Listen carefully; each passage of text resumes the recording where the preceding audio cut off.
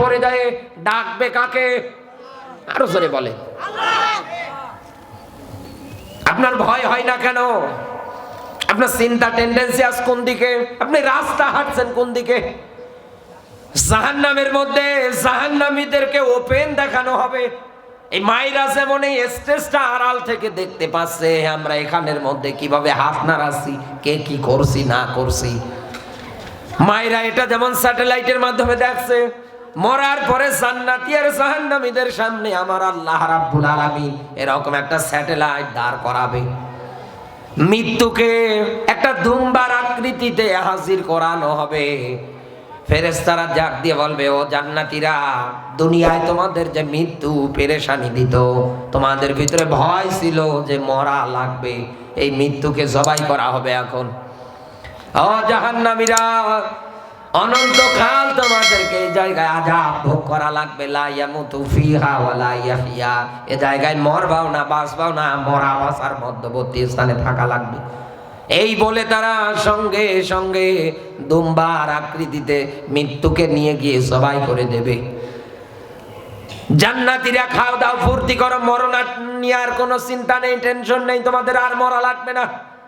ও জাহান্নামীরা, অনন্তকাল ধরে আযাব ভোগ করো, আর কোনোদিন তোমাদের মরণ হবে না। আপনি কেমনে সহ্য করবেন, কেমনে থাকবেন জাহান্নামে? আমার তো বুঝে আসে না।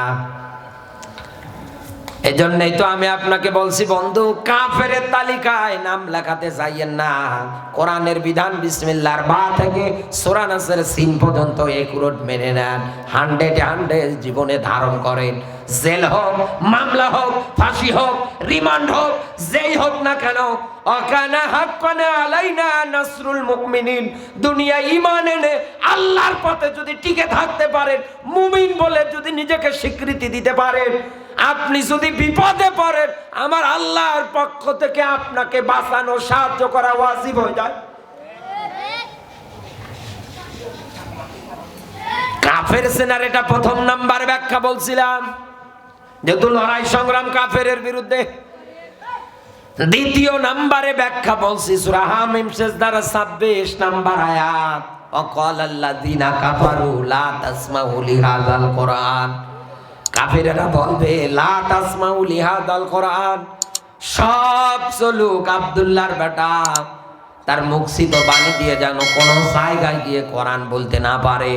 তোমরা এই জন্য হট্টগোল বাজাও, এজন্য শীষ দাও, তার এগনেস্টে তোমরা গান বাজনার আয়োজন পর্যন্ত করো, মানুষের মনোযোগ গুলো নষ্ট করে দিয়ে এই দুনিয়ার ময়দানে তোমাদের দিকে আকৃষ্ট করে নাও। কাফের বেঈমান যারা ছিল তারা এমনি এই কাজগুলো করে নাই, কারণ তাদের চিন্তা টেন্ডেন্সি এটাই ছিল, লাআল্লাকুম তাগলিবুন। এ সমাজে যদি রাজত্ব ধরে রাখতে চাও, এ সমাজে তোমাদের চেয়ার যদি ধরে রাখতে চাও, এই সমাজে আগামীতে ক্ষমতার চেয়ারে যদি বসতে চাও, তাহলে আব্দুল্লাহর বেটা মুহাম্মদ সাল্লাল্লাহু আলাইহি ওয়াসাল্লাম যেখানেই গিয়ে কোরআন বলবে, তোমরা ওই জায়গায় গিয়ে হট্টগোল বাজিয়ে দাও, মারামারি বাজিয়ে দাও। এবার বাংলাদেশের প্রেক্ষাপটের সঙ্গে মিলিয়ে নেন। ও বন্ধু, আবু সাহেল এই আয়াতের মাস্টার মাইন্ড, ওর নাম ছিল আবুল হাকাম। আবু মানে পিতার, হাকাম মানে বুদ্ধির পিতা। ও নিজের ক্ষমতা, কর্তৃত্ব, নেতৃত্ব টিকিয়ে রাখার জন্য দলের লোককে এক জায়গায় করেছিল। এই কথাগুলো রটিয়ে দিয়েছিল যে মুহাম্মদ যা বলে মিথ্যা না, এ কিন্তু সত্য কথা। এজন্য জীবনী পড়ে দেখেন, বদরের ময়দানে বিশ্ব নবী যখন যুদ্ধে যাচ্ছিলেন, কাবার গিলাফ ধরে হাত তুলে দোয়া করছে, আল্লাহ বদরে যারা সত্যের পথে আছে তাদেরকেই তুমি বিজয় দান করিও। কারণ জানে আল্লাহ বলতে একজন আছে, মুহাম্মাদুর রাসূলুল্লাহ সাল্লাল্লাহু আলাইহি ওয়াসাল্লাম যা বলে মিথ্যা কথা না, এগুলো সত্য কথা। ও মানতে পারে না, ওর ক্ষমতা, ওর কর্তৃত্ব, নেতৃত্ব চলে যাবে। তাই আজও বাংলাদেশে মিলিয়ে দেখেন বন্ধু, কত মানুষ এই দুনিয়ার ময়দানে জানে যে আমি খারাপির পথে আছি, দুর্নীতির পথে আছি, চিটারি বাটপারির পথে আছি, আগামীতে কোরআন দিয়ে যদি দেশ শাসন হয়, কোরআন দিয়ে যদি সবকিছু চলে, মানুষ আমাদের জুতা পিটা করে চেয়ার থেকে নামাবে। এই জন্য এদের মুখছিত বাণী হয় সব চলুক, কোরআন যেন না চলে। আমার প্রশ্ন আপনার বিবেকের কাছে, আবু জাহেল না হয় কাফের, এজন্য রসুলের কোরআন প্রচার প্রসারণায় বাধা দিয়েছে, এটা তো মানা যায়। কিন্তু এই বাংলাদেশে ৯৬% মুসলমানের দেশে মুসলমান পরিচয় বহন করার পরেও এখন পর্যন্ত যারা কোরআনের দলে, কোরআনের সংগঠনে, কোরআনের রাজনীতিতে কোরআন দিয়ে দেশ চালাতে বাধা দেন, আবু জাহেল যদি কাফের হয়, আপনিও কাফের। সেই কাফের বাংলাদেশে জরিপ করে মিলিয়ে দেখেন অনেক আছে, একেবারে ভরে গিয়েছে বাংলাদেশে। নবীজিকে আল্লাহ এই কাফেরদের ব্যাপারে ডাক দিয়ে বলছে, নবী আপনি লড়াই করবেন, সংগ্রাম করবেন এই কাফেরের বিরুদ্ধে। কাফের চিনতে আর আমাদের কোনো দ্বিধাদ্বন্দ্ব নেই, আমরা একবারেই চিনে ফেলেছি। দুনিয়ায় যারা কোরআন মানবে না, কোরআনের বিধান যারা প্রতিষ্ঠা করতে বাধা দেবে, এই দুনিয়ায় এরা কাফের, এদের বিরুদ্ধে আমাদের লড়াই সংগ্রাম করা লাগবে। এ ওয়ার্ডার কার? এ হুকুম কার? দ্বিতীয় নম্বরে যাচ্ছে অল মুনাফিকিন।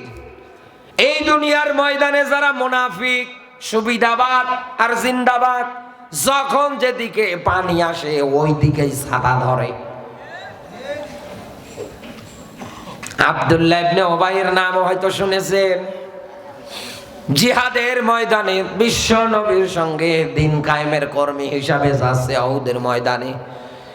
কিছু তো যাওয়ার পরেই ৩০০ মানুষকে এক জায়গায় করে ডাক দিয়ে বলছে, ওগো চলো বাড়ি, দরকার নেই খামাখা যাওয়ার। যদি জিহাদে গিয়ে শহীদ হয়ে যাও, বউ বাচ্চা এতিম হয়ে যাবে, তোমাদের ফসলগুলো পেকেছে কাটা লাগবে, তোমাদের মেয়ে বড় হয়েছে বিয়ে দেওয়া লাগবে, শহীদ হয়ে গেলে কিন্তু একটাও কিন্তু আর হবে না। লোকজনকে ভুলভাল বিষয় বুঝিয়ে বাড়ি ফিরিয়ে আনিস।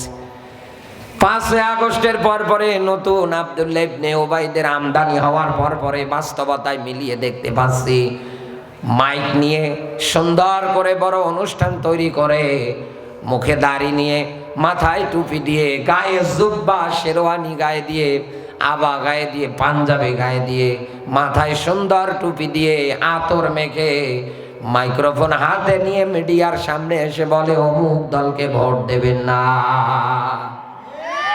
এই যে রিজওয়ান রফিকি নামে একজন আছে, এগুলো আলেম না কি আমার তো বুঝে আসে না। কিভাবে বলতে পারে এই দেশে জামাত ইসলামের জন্ম মুনাফিকি দিয়ে?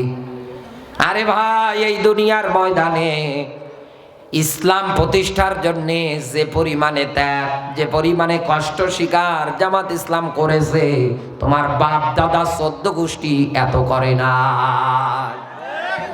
অসংখ্য মানুষ গুম হয়েছিল, রিমান্ডে গিয়েছিল, নির্যাতন সহ্য করেছিল, তাদেরকে অফার দেওয়া হয়েছিল এদেশ থেকে চলে যা। তারা বলেছিল মৃত্যুর ফায়সালা হয় আসমানে, জমিনে না। শহীদ আল্লামাকে বলা হয়েছিল আপনি এদেশ থেকে চলে যান, আপনি অন্য দেশে গিয়ে থাকে। উনি বলেছিলেন আমি যদি এই দেশ থেকে পলে যাই, এই দেশ থেকে যদি চলে যায়, মানুষ বলবে সাইদি বিড়াল। এক কথা বলেন না কেন? এই জন্যই তো উনি বলেছেন এই দুনিয়ায় বিড়ালের মতো 500 বছর ম্যাও ম্যাও করে বাঁচার দরকার নেই, বাঁচতে হলে সিংহের মতো 1 সেকেন্ড বাঁচতে চায়। আল্লাহর বান্দা আপোষ করেন না। যদি আপনাদের মতো পাঁচ আটতো, কবেই তারা এ জমিনের ময়দানে রাষ্ট্রীয় সম্মানে ভূষিত হতো। কিন্তু আপনাদের মতো তো পাঁচ আটে নাই, আপোষ করে নাই, হাসতে হাসতে জীবন বেরিয়েছে। এরপরেও কোন বাতিল হিন্দুত্ববাদী তাগুতি আইনের কাছে মাথা নত করে না। আপনি এ কথা বলতে পারেন কিভাবে একজন আলেম হয়ে? এই জমিনের ময়দানে আব্দুল্লাহ ইবনে উবাই যেমন মানুষদেরকে ভুলভাল বুঝিয়েছিল, জিহাদের ময়দানে যাওয়ার আগে এই জমিনে একটা 54 বছর পরে দিন কায়েমের সুযোগ এসেছে। আজ আপনি মিলিয়ে দেখেন, ওই একই কায়দায় আব্দুল্লাহ ইবনে উবাইয়ের হাজারো ভাইরা এদেশে সরল মানুষের এভাবেই ধোঁকা দিচ্ছে। এদের কাছে যাবেন না, এদের কাছে গেলে ঈমান হারা হয়ে যাবে। কি ঈমান লাগো, এগুলো জালে, এগুলো বাউরার মতো আলে। এখন কোন জায়গায় নমিনেশন পাচ্ছে না, কোন জায়গায় সিট পাচ্ছে না, একথা বলে না। এখন কোল ঘেঁষতেছে, এখন এর ওর সঙ্গে মিশতেছে।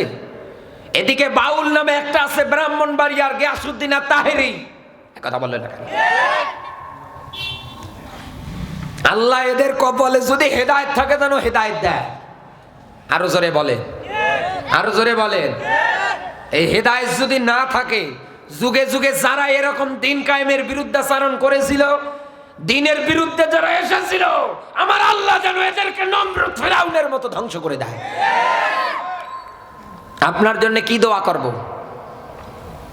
আপনারা মনে কম আঘাত দেননি। আপনাদের এই মুনাফিকি আচরণ করার কারণে, যেদিকে পানি আসে ওইদিকে ছাতা ধরার কারণে এদেশে আজও আলেমদের নিয়ে মানুষ ব্যঙ্গ করার সাহস পায়। এদেশে আজও মানুষ আলেমদেরকে নিয়ে বাজে মন্তব্য করার সাহস পায়। যদি আপনারা ঠিক থাকতেন, যদি আপনারা এদেশে হিংসা বিদ্বেষ ভুলে গিয়ে ইসলামের পক্ষে, কোরআনের পক্ষে, কোরআন বিজয়ীর পক্ষে যদি এগিয়ে আসতেন, এদেশে কোনো উই পোকা, সার পোকা, কোন জালেম ইসলামের বিরুদ্ধে গিয়ে লাফাতে পেত না। আপনাদের কারণে সুযোগ পায়। আপনাদের এই মুনাফিকি আচরণের কারণে এরা সুযোগ পাচ্ছে, এরা মাথা ছাড়া দিয়ে দাঁড়াতে পারছে। সেদিন পাবনার ঈশ্বর দিতে দেখছি এক হুজুর, কি দাড়ি গো, দুই হাত তুলে দোয়া করছে, আল্লাহ